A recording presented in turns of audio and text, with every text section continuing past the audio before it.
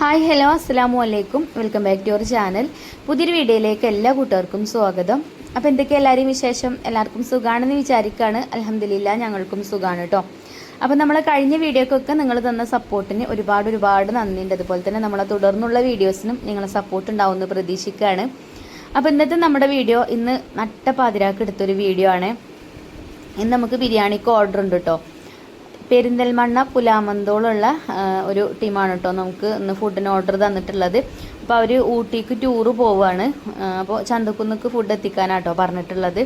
അപ്പോൾ അവർ അവിടുന്ന് 4 മണിക്ക് പോരും. അപ്പോൾ നമ്മളിവിടെ ചന്തക്കുന്നുമ്മൽ 7 മണിയാകുമ്പോൾ എത്തും എന്നാണ് അവർ പറഞ്ഞിട്ടുണ്ടായിരുന്നത്. പക്ഷേ അതിൻ്റെ മുന്നേ എത്തും കേട്ടോ. എനിക്ക് തന്നെ തോന്നിയാണ് അതിൻ്റെ മുന്നേ തന്നെ ഒരു അവിടേക്ക് എത്തും എന്നുള്ളത്. അപ്പോൾ നമുക്ക് പിന്നെ കുറേ നേരത്തെ ഫുഡ് ഉണ്ടാക്കി വെക്കാനും പറ്റില്ല. കാരണം എന്താ വെച്ചാൽ അവർക്ക് ഉച്ചക്ക് കഴിക്കാനുള്ളതല്ലേ ബിരിയാണി. അപ്പോൾ നമുക്ക് അതിന് കണ്ടിട്ട് ഇവിടേക്ക് എത്താൻ കണ്ട് ബിരിയാണി ഉണ്ടാക്കാമെന്ന് വിചാരിച്ചിട്ട് ഞാൻ അപ്പോൾ ചിക്കനൊക്കെ വൈകുന്നേരം വാങ്ങിച്ചുകൊണ്ട് വന്നിട്ടുണ്ടായിരുന്നു. അങ്ങനെ ചിക്കനൊക്കെ കഴുകി കുറച്ച് നേരത്തെ തന്നെ കഴുകിയൊക്കെ വെച്ചു. പിന്നെ നമ്മളടുത്ത വീട്ടിൽ കുടിരിക്കൽ തന്നെ അവിടെയൊക്കെ പോയി വന്ന് ഫുഡൊക്കെ ഒന്ന് അവിടെ നിന്ന് കേട്ടോ. അങ്ങനെ ഫുഡ് കഴിക്കലും നമ്മളെല്ലാ പരിപാടിയും കഴിഞ്ഞതിന് ശേഷം ഒരു 9:30 ആയപ്പോഴാട്ടോ ഞാൻ കിച്ചണിക്ക് വന്നത്. അങ്ങനെ ചിക്കൻ കഴുകി വെച്ച് ചിക്കൻ്റെ വെള്ളമൊക്കെ ചോർന്നതിന് ശേഷം അതിൽ മസാലയും തേച്ച് വെച്ചു. അപ്പോൾ ഒരുപാട് സമയമൊന്നും റെസ്റ്റ് ചെയ്യാൻ ഞാൻ വെക്കണില്ല. കാരണം കുറച്ച് നേരം ഒന്ന് കിടക്കണ്ടേ, പിന്നെ പെലച്ചൊക്കെ നമുക്ക് എണീക്കാനുള്ളതും അല്ലേ. അപ്പോൾ ഈ ചിക്കനൊക്കെ പൊരിച്ച് വെച്ചിട്ടാട്ടോ ഞാൻ കിടക്കുക. അങ്ങനെ ചിക്കനിൽ മസാല തേച്ച് വെച്ചു. പിന്നെ അതിൻ്റെ ചിഞ്ചുമോള് ഇവിടെ സവാളയൊക്കെ എനിക്ക് കട്ട് ചെയ്ത് തരുന്നുണ്ട് കേട്ടോ. സോറി കേട്ടോ, സവാളയൊക്കെ തൊലി കളഞ്ഞ് തന്നു. അതേപോലെ നമുക്ക് ബിരിയാണീൻ്റെ ഒപ്പം കൊടുക്കാനുള്ള സാലഡ് ഉണ്ടല്ലോ, തൈര് ഉണ്ടല്ലോ, അതിക്കുള്ളതൊക്കെ ഓള് റെഡിയാക്കി തരും. അല്ലാതെ സവാള ഇങ്ങോട്ട് അരിയാൻ പറഞ്ഞു കേട്ടോ. പിന്നെ വെളുത്തുള്ളി തൊലി കളയണം. വെളുത്തുള്ളി തൊലി കളയാൻ ഇവിടെ എല്ലാവർക്കും മടിയാണ്. അത് ഞാൻ തന്നെ തൊലി കളയണം കേട്ടോ. എന്നാലും മക്കൾ ഹെൽപ്പ് ചെയ്ത് തരും, എല്ലാം റെഡിയാക്കി തരുമല്ലോ. അപ്പോൾ ഞാൻ ചിക്കൻ പൊരിക്കും ചെയ്യാം, അതിൻ്റെ ഇടയിൽ സവാള കട്ട് ചെയ്യും ചെയ്യാമെന്ന് വിചാരിച്ചു. അതുപോലെ തന്നെ വെളുത്തുള്ളിയൊക്കെ തൊലി കളയാനും ഉണ്ട്. അപ്പം ഇതിൻ്റെ ഇടയിൽ അങ്ങനെ അതും ചെയ്യാമല്ലോ. അപ്പം ഞാൻ അടുപ്പ് നോക്കുമ്പോൾ അടുപ്പിൽ നിറച്ച് വെണ്ണീറുണ്ട് കേട്ടോ. അപ്പം അടുപ്പിൽ നിന്ന് വെണ്ണീർ കോരിയിട്ട് 2 ദിവസം കഴിഞ്ഞു. അപ്പം ഞാൻ വെണ്ണീറൊക്കെ കോരി അങ്ങനെ അടുപ്പ് കത്തിച്ചെടുത്തിട്ടുണ്ട്. ഇപ്പോൾ ഈ റബ്ബർ ചുള്ളലുണ്ട് കേട്ടോ. നമ്മളെ വീടിൻ്റെ മേലെ ഭാഗത്ത് ഇങ്ങനെ റബ്ബർ തോട്ടാണ്. അപ്പോൾ അവിടുത്തെ താത്ത വിറകെടുക്കാൻ പറഞ്ഞിനി. അങ്ങനെ ഞാനും ഹൈഫക്കുട്ടിയും പോയി കുറച്ച് വിറകൊക്കെ കൊണ്ടുവന്നീനി കേട്ടോ. അപ്പോൾ അതുകൊണ്ട് നല്ലോണം കത്തും. മറ്റേത് നമ്മളെ വിറക് വലിയ വിറകാണ്, നമ്മൾ ഇങ്ങനെ കീറ് വിറക് വാങ്ങൂലേ, അങ്ങനെ വാങ്ങിയ വിറകാണ്. അപ്പോൾ അതാണ് കത്തി പിടിച്ചിട്ടാൽ ഗതികേടാണ്.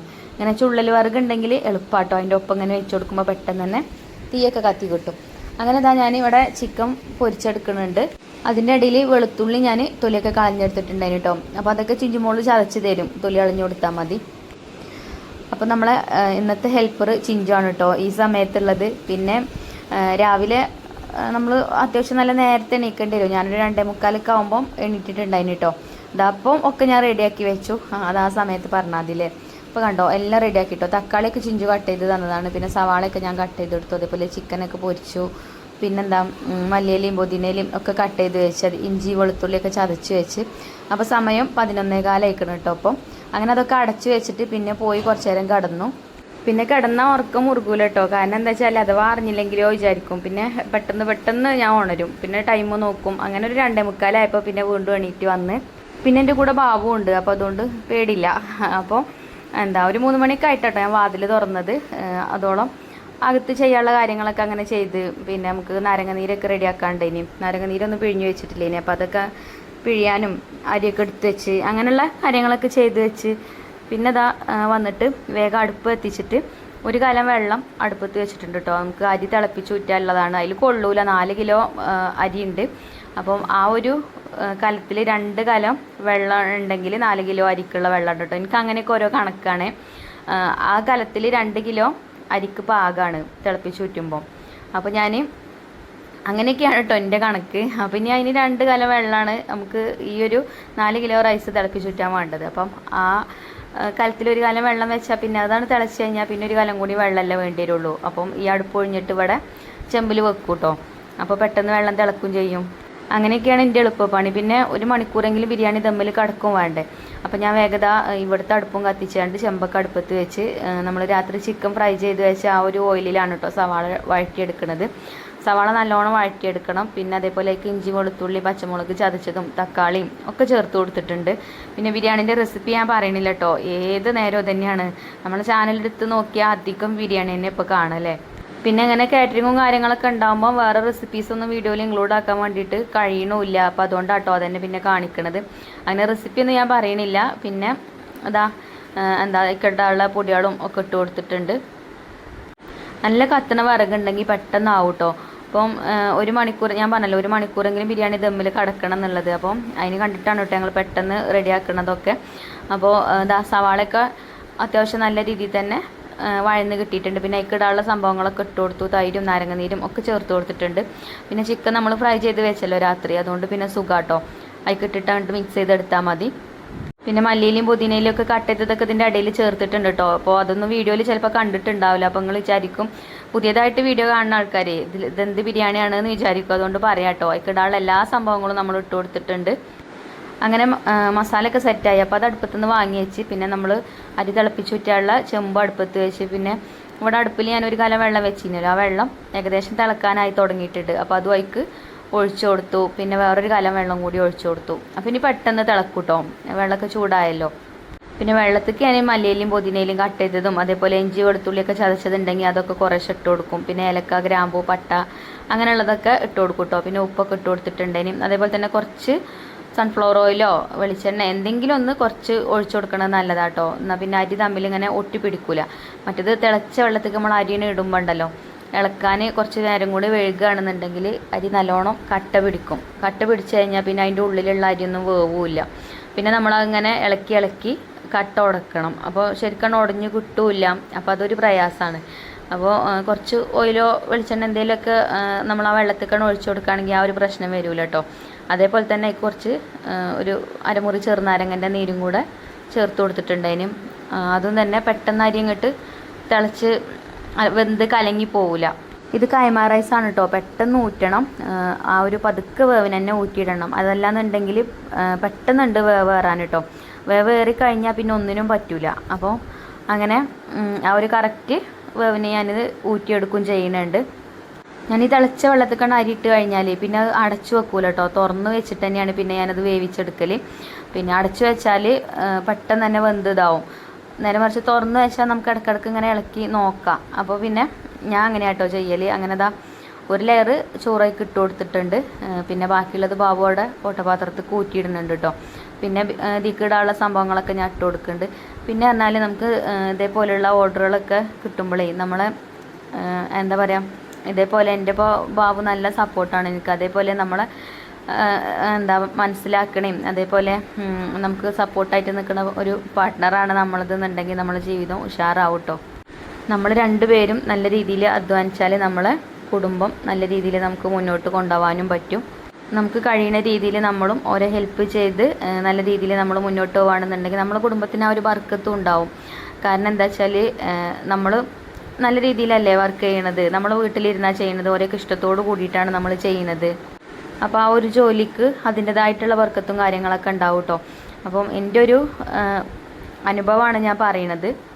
നമ്മളൊരുപാട് വിഷമിച്ച കാലങ്ങൾ ഉണ്ടായിട്ടുണ്ട്. നല്ലൊരു ഡ്രസ്സ് ഇടാനും അതേപോലെ തന്നെ ഫസ്റ്റ് നമ്മളെ ജീവിതം തുടങ്ങിയ ആ ഒരു ടൈമിലൊക്കെ നമുക്ക് നല്ല ഉഷാറായിട്ട് നമ്മൾ മുന്നോട്ട് പോയിനും. അന്നൊക്കെ ബാബു ഗൾഫിലേനും നമുക്ക് തന്നെ നല്ല രീതിയിൽ ഇങ്ങനെ എന്താ പറയുക കടവും കാര്യങ്ങളൊന്നും ഇല്ലേനി. അന്നൊക്കെ നല്ല ലാവിഷായിട്ട് തന്നെ കേട്ടോ ജീവിച്ചിട്ടുണ്ടായിരുന്നത്. പിന്നെ ആ കൊറോണ വന്ന ടൈമിൽ കുറച്ച് അത്യാവശ്യം നല്ലോണം സാമ്പത്തികമായിട്ട് ബുദ്ധിമുട്ടിയിട്ടുണ്ടായിനി. ഇപ്പോൾ അതിൽ നിന്നൊക്കെ ഇങ്ങനെ കര കയറി വരികയാണ് കേട്ടോ. അപ്പോൾ അത് ഞങ്ങളെ രണ്ടാളും അധ്വാനം കൊണ്ടാണ്. അതേപോലെ തന്നെ മക്കളും ഞങ്ങൾക്ക് കട്ട സപ്പോർട്ടാണ്. അപ്പോൾ അതുകൊണ്ട് ഞങ്ങൾ നല്ല രീതിയിൽ ഇപ്പോൾ അങ്ങനെ മുന്നോട്ട് പോയിക്കൊണ്ട് നിൽക്കുന്നുണ്ട്. അപ്പോൾ അതേപോലെ നിങ്ങളും എന്തെങ്കിലും എല്ലാവർക്കും ഉണ്ടാവും ജീവിതത്തിൽ ഒരുപാട് പ്രയാസങ്ങളും ബുദ്ധിമുട്ടുകളും ഒക്കെ. അപ്പം അതൊക്കെ തരണം ചെയ്ത് ജീവിക്കാൻ വേണ്ടിയിട്ട് ശ്രമിക്കുക. എന്താണോ നമുക്ക് കഴിയുന്നത് അത് ചെയ്ത് നല്ല രീതിയിൽ നമ്മളെ ജീവിതം മുന്നോട്ട് കൊണ്ടുപോകുക. അല്ലാതെ വിഷമിച്ചിരുന്നിട്ടൊരു കാര്യമില്ല. ആരും നമുക്കൊന്നും കൊണ്ടുവന്ന് തരില്ല. നമ്മൾ അധ്വാനിച്ചുണ്ടാക്കുമ്പോൾ അതിൻ്റെ ഒരു ബർക്കത്ത് നമ്മുടെ ജീവിതത്തിൽ ഉണ്ടാവും, ആ ഒരു ബിസിനസ്സിലും ഉണ്ടാവും. അപ്പം ഞാനിതൊക്കെ പറയണത് എന്താ വെച്ചാൽ നമ്മളെ വീഡിയോ കാണുന്ന ഒരുപാട് കൂട്ടുകാർ എനിക്ക് മെസ്സേജ് അയക്കലുണ്ട്. മെസ്സേജ് അല്ല, കമൻറ്റ് ബോക്സിൽ നിങ്ങൾക്ക് ചെക്ക് ചെയ്താൽ അറിയാൻ പറ്റും. ഒരുപാട് പ്രയാസത്തിലാണ്, ബുദ്ധിമുട്ടിലാണ്, എങ്ങനെ ജീവിക്കുക എന്നുള്ളത് അറിയില്ല, അത്രയും കടങ്ങളുണ്ട്, അങ്ങനെ എങ്ങനെയെന്നൊക്കെ പറഞ്ഞിട്ട് എനിക്ക് എന്താ കമൻറ്റ് ബോക്സിൽ അങ്ങനെ ഞാൻ കമൻറ്റ് വായിക്കാറുണ്ട്. അപ്പോൾ നിങ്ങളും ചെക്ക് ചെയ്ത് നിങ്ങൾക്കും അറിയാം, ഞാൻ വെറുതെ പറയുന്നതല്ല. അതുപോലെ തന്നെ എങ്ങനെ താങ്കൾ ഈ എന്താ കാറ്ററിംഗ് ഒക്കെ തുടങ്ങിയത് എന്നൊക്കെ ചോദിച്ചാണ്ട് നമ്മളെ വാട്സപ്പ് നമ്പർക്ക് മെസ്സേജ് അയക്കലും വിളിക്കലും ഒക്കെ ഉണ്ട് കേട്ടോ. അപ്പം ഓരോ ബുദ്ധിമുട്ടും കാര്യങ്ങളൊക്കെ പറയുമ്പോൾ എനിക്ക് പാവം തോന്നും. അപ്പോൾ നമ്മളത് അനുഭവിച്ച് വന്നതുകൊണ്ടാണ് നമുക്കത് അങ്ങനെ തോന്നുന്നത്. അപ്പോൾ അതുകൊണ്ടാണ് ഞാൻ നിങ്ങൾക്ക് പറഞ്ഞു തരും ചെയ്യുന്നത്. അപ്പോൾ ഒരു എന്താ പറയുക, ഒരു ഇറക്കുണ്ടെങ്കിൽ അതിനൊരു കയറ്റം ഉണ്ടാവും എന്ന് പറയില്ലേ, അതേപോലെ നമുക്കും ഉണ്ടാവും. എന്നും കഷ്ടപ്പാടും ബുദ്ധിമുട്ടൊന്നും പഠിച്ചോൻ തരൂല. കുറച്ചൊക്കെ അങ്ങനെ തന്നെ നമ്മളെ പരീക്ഷിക്കും. ആ പരീക്ഷണത്തിൽ നമ്മൾ വിജയിക്കുക. അപ്പോൾ എന്തായാലും നമ്മൾ ബിരിയാണിയൊക്കെ ദമ്മിലായിട്ടുണ്ടായിരുന്നു കേട്ടോ. പിന്നെ കൊടുക്കാനുള്ള തൈരും അച്ചാറും ഒക്കെ നമ്മൾ പാത്രത്തിലാക്കിയിട്ടുണ്ട്. അച്ചാർ പിന്നെ ഞാൻ ഇടുന്ന അച്ചാർ തന്നെ കേട്ടോ കൊടുക്കൽ. ഈത്തപ്പഴം മാങ്ങ ഇട്ടിട്ടുള്ള അച്ചാറാണ്. അപ്പോൾ അതൊക്കെ പാത്രത്തിലാക്കിയൊക്കെ റെഡിയാക്കി വെച്ചിട്ടുണ്ട്. പിന്നെ ഞാൻ ഒരിക്കൽ വിളിച്ചിട്ടുണ്ടായിരുന്നു കേട്ടോ. അപ്പോൾ ഒരു അവിടെ പാണ്ടിക്കാട് എത്തിയിട്ടുള്ളൂ എന്ന് പറഞ്ഞിട്ടുണ്ടായിരുന്നു. പിന്നെ ഞാൻ കുറച്ച് സമയം കഴിഞ്ഞാൽ പിന്നെ വീണ്ടും വിളിച്ചു നോക്കി. അപ്പം വടപുറത്ത് നിസ്കരിക്കാൻ വേണ്ടിയിട്ട് വണ്ടി നിർത്തിയിട്ടുണ്ട് പറഞ്ഞു. അപ്പോൾ പിന്നെ ഞാനും പോയി നിസ്കരിച്ചൊക്കെ വന്നിട്ട് പിന്നെ അതിൻ്റെ ഇടയിൽ ബാങ്കൊക്കെ കൊടുത്തിട്ടുണ്ടായിരുന്നു. പിന്നെ നമുക്കുള്ള ബ്രേക്ക്ഫാസ്റ്റും റെഡിയാക്കണമല്ലോ. ഈ ഫുഡ് കൊടുക്കാതെ പിന്നെ അങ്ങോട്ട് തിരിയാനും പറ്റില്ല. അപ്പോൾ ഞാൻ ഞങ്ങൾക്കുള്ള ബ്രേക്ക്ഫാസ്റ്റും ഉണ്ടാക്കുന്നുണ്ട് കേട്ടോ. പിന്നെ ഓർക്കും ബ്രേക്ക്ഫാസ്റ്റ് വേണമെന്ന് എന്നോട് പറഞ്ഞിനി. അപ്പോൾ അത് വിചാരിച്ചിട്ട് അരി കുറച്ച് അധികം വെള്ളത്തിലിട്ടിനി. ഓർക്ക് പാലപ്പാട്ടോ പറഞ്ഞിട്ടുണ്ടായിരുന്നത്. അപ്പോൾ ഞാൻ 2.5 കിലോ പച്ചരി വെള്ളത്തിലിട്ടിട്ടുണ്ടായിരുന്നു. പിന്നെ ഒരു വിളിച്ച് പറഞ്ഞു,